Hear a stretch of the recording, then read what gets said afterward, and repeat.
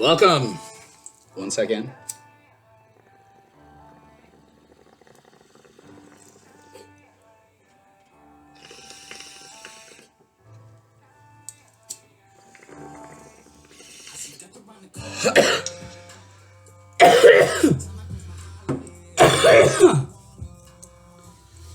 Welcome to Stoney Sessions Chapter 2, Part 1.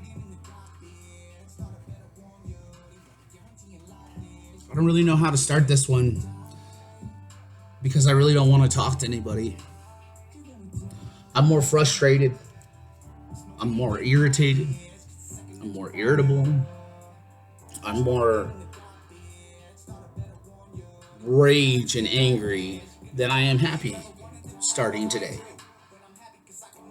But I know that I still check myself on it.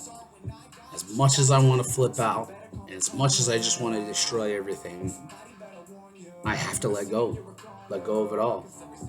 Just let it be. So that brings me to perception. You know, we all have perceptions of life, and they're only individualized to us.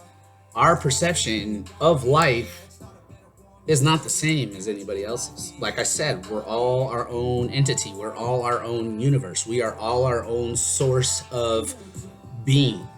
But perception is a son of a bitch. And not just how you perceive life and how you perceive the weather or whatever. How do you perceive yourself? If you're okay with yourself, great. Here's the thing.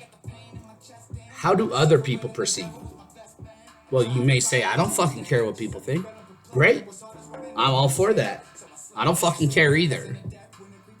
I really don't. Here's the thing, though.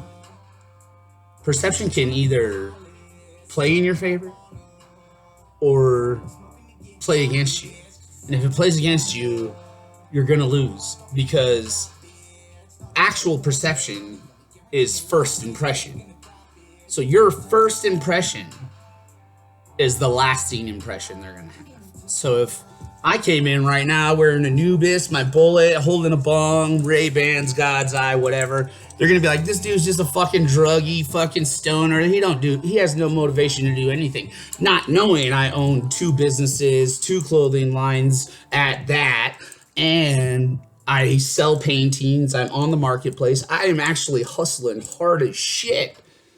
But they don't see that, because when they see me, they see trouble and he's worthless. And I say that because I know I'm comfortable like this. This is who I am. This is always who I've been. I don't fucking care. But I took into consideration what other people think and how other people perceive me. And it's forced my hand to make changes. You have to be aware of everything. I mean, your company, if you're running a company like I am, you know, I'm fortunate enough to be bipolar, so my mental health awareness, I'm all for that, positive. But my God's Eye music, I can chief, I can do whatever. I have that part of life too. Like, I relate to that. Not that I'm an artist or whatever, but I just relate to the artist in general that I follow, and I understand, and I love their songs and musics, but it drives me. So now that I have that option to push people and just help people when I can, it makes me feel great. Again, people look at me, they're like, what is this guy gonna do? But when I step up and I show you and I offer, you're gonna be like, God damn, like, you're really about it. You know, I've given people offers. I've helped people. I do.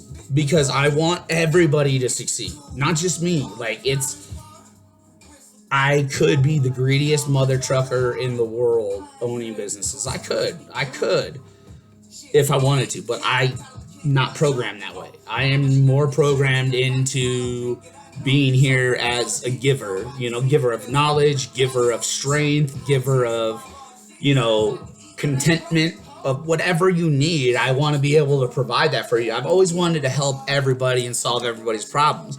I know I can't do that, but if I can selectively help people along the way to grow and be better, that is perfectly great with me. but they don't see that in perception.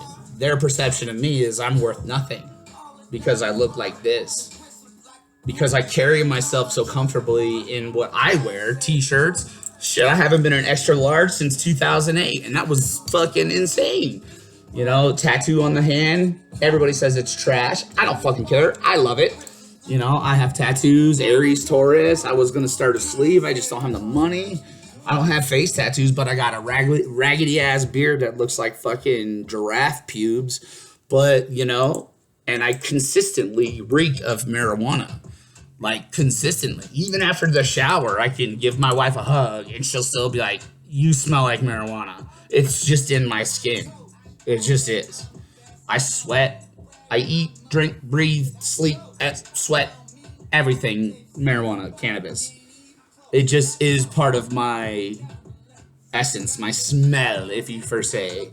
You know, like everybody has that smell about them. Like somebody's like, oh, that reminds me of so-and-so. Yeah, cannabis. Everybody's like, oh, Tony. Yeah, I know Tony. Yeah, for sure.